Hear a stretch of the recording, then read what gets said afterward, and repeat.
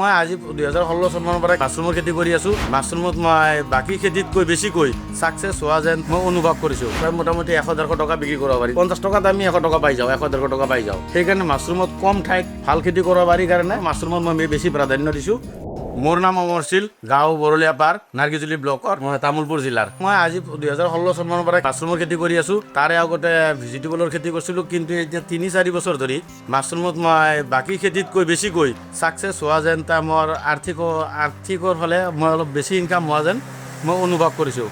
মাছৰুমৰ লগতে মাছৰুমৰ যি টোপোলাৰ পৰা আপোনাৰ কেঁচু সাৰ হয়, তাৰপাছত এটা টোপোলাত আপোনাৰ 50 টকামান খৰচ হয়। প্ৰায় মোটামুটি 100-150 টকা বিক্ৰী কৰিব পাৰি। এটা টোপোলাত আপোনাৰ 1 মাহত ৰিজাল্ট দিয়ে 100 টকাৰ, 50 টকাত আমি 100 টকা পাই যাওঁ, 100-150 টকা পাই যাওঁ।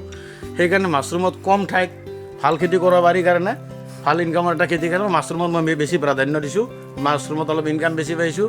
এই খেতি কৰি থকা অৱস্থাতে আমাৰ এগ্ৰিকালচাৰ ডিপাৰ্টমেণ্টৰ ফালৰ পৰা প্ৰমোদ ছাৰৰ দিনতে মই এটা ব্লাষ্টাৰ মেচিন পাইছোঁ, যিটো তাৰমানে মাছৰুমখিনি যদি অভাৰ বিক্ৰী কৰিব নোৱাৰি, অভাৰ হৈ যায়, কাষ্টমাৰ যিদিনাখনে নাথাকে, কম থাকে, এই মাছৰুমখিনি ফ্ৰেছ হৈ থকাৰ কাৰণে ছাৰৰ ফালৰ পৰা মই ভাল এটা সুবিধা পাইছোঁ। যাৰ কাৰণে আৰু বাকী এইখিনি বস্তু ষ্টক কৰি নেক্সট দিনা বেছিকৈ লাগিলে সেইখিনি ৰাইজৰ কাৰণে সুবিধা হৈছে, মোৰ কাৰণে সুবিধা হৈছে।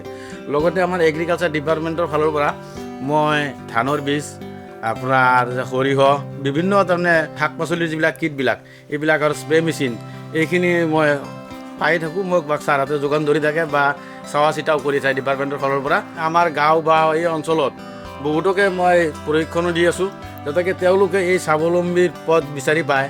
আৰু এই সুযোগতে মই ক'ব খোজোঁ যে আমাৰ প্ৰমোদ ছাৰে যিখিনি আমাক এই মাছৰুমৰ মোক ব্লাষ্টাৰ মেচিনটো দিয়াৰ বিনিময়ত এটা মোৰ ইনকাম হ'ল। সেই হিচাপে ছাৰক মই আৰু একবাৰ ধন্যবাদ দিছোঁ।